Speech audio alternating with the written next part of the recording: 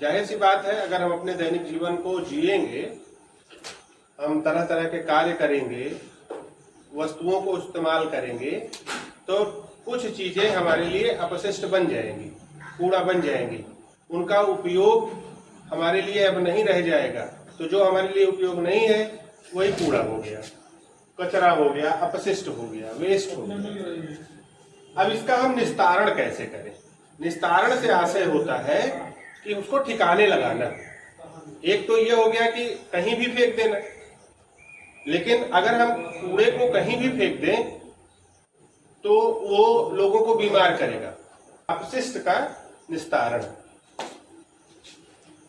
मुख्यतः इसमें आपको एक 4R का सूत्र दिया जा रहा है। 4R ये क्या है? अगर हम 4R को अपनाते हैं तो कचरे से हम छुटकारा पा जाएंगे। 4R को हम अपनाएंगे, कचरे से छुटकारा पाएंगे, ये नारा है। अब इसमें जो पहला R है उसे समझिए। रिफ्यूज, पहला R है, R1 जिसको हम कह रहे हैं रिफ्यूज, मतलब मना करना। मना करने से आशय यह है, आज हमारे समाज में लोगों में जागरूकता की या तो कमी है या आलस्य है। घर से संदेशा मिला कि आप हमारे लिए आते समय कोई सामान लेके आए, कुछ बता दिया गया कि ये सामान लेकर के आइएगा, तो उसके लिए घर से लोग थैला लेकर के नहीं जाते। वहीं दुकान पर जाने पर प्लास्टिक बैग उनसे मांग लेते हैं दुकानदारों से। वो प्लास्टिक बैग या जिसको हम पॉलीथीन बोलते हैं या थैली बोलते हैं प्लास्टिक की, अगर हम उसे न लें, रिफ्यूज कर दें, मना कर दें, तो वो हमारे घर तक नहीं आएगी, और घर तक नहीं आएगी तो उसका वेस्ट बनने का भी कोई चांस नहीं बनेगा।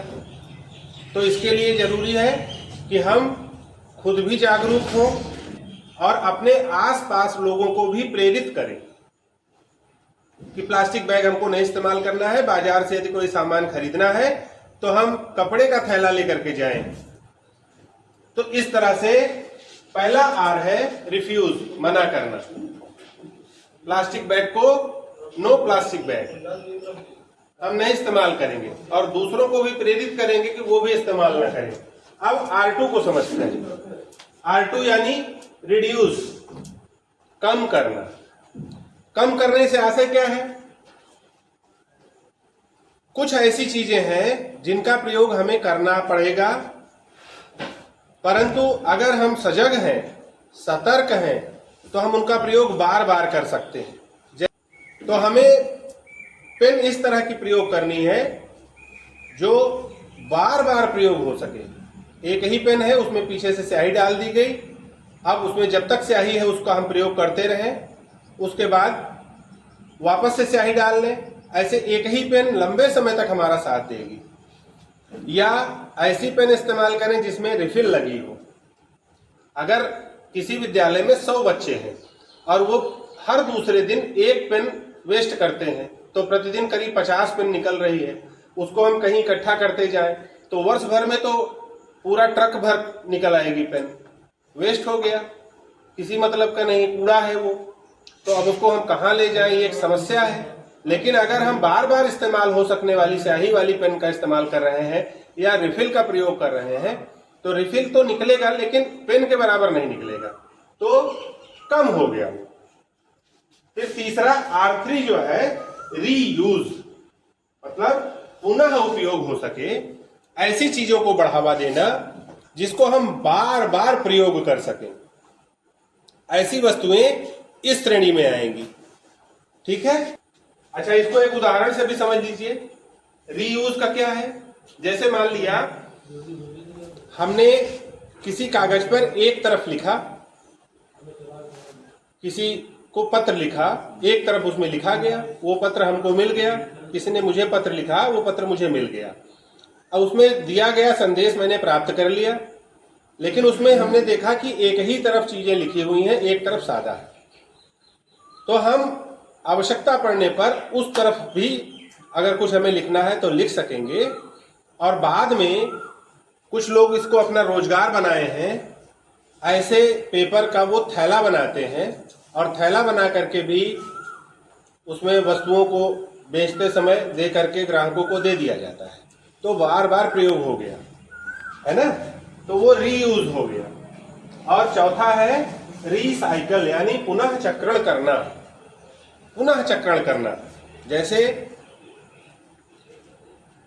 हमारे आसपास कुछ कबाड़ खरीदने वाले लोग आते हैं और वो उसको ले जा करके बेचते हैं, फिर वहां उसे अलग अलग किया जाता है। जैसे लोहा है तो उसको अलग करेंगे, प्लास्टिक है अलग करेंगे, कागज है अलग करेंगे।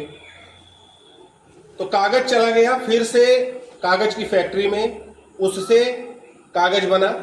एक कागज ऐसा होगा जो बहुत चमकदार होगा, तो वो तो सीधे पेड़ों से बनता है, पेड़ों के लकड़ियों से सीधे बनाया गया।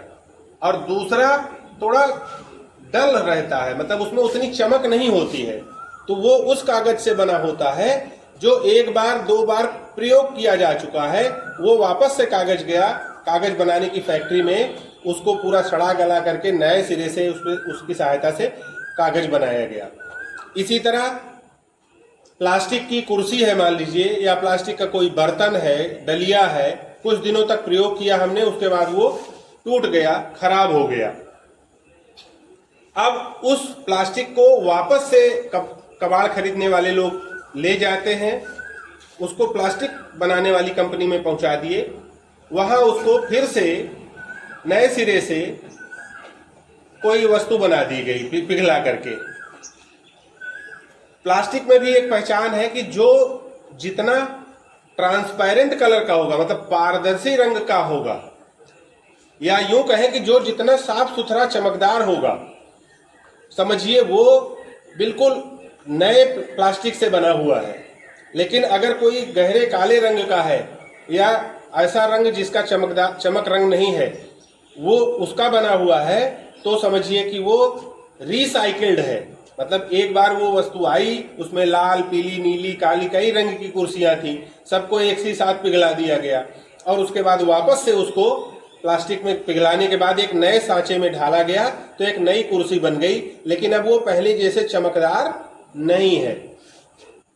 तो ऐसे वस्तुओं को जिसको हम बार बार प्रयोग कर सकें, पुनः चक्रण करना। तो ऐसे जो ये चारों आर हैं, हमने इस बात की, रिफ्यूज बिल्कुल मना कर दिया, मुझे प्लास्टिक थैला नहीं चाहिए, रिड्यूस कम करना, और रीयूज यानी फिर से उपयोग करना, और R4 है रिसाइकल यानी पुनः चक्रण करना। तो इस तरह से हम इस विधि को अपना करके अपने आसपास उपलब्ध मौजूद कचरों का उचित निपटान कर सकते हैं, इनका सही से निस्तारण कर सकते हैं।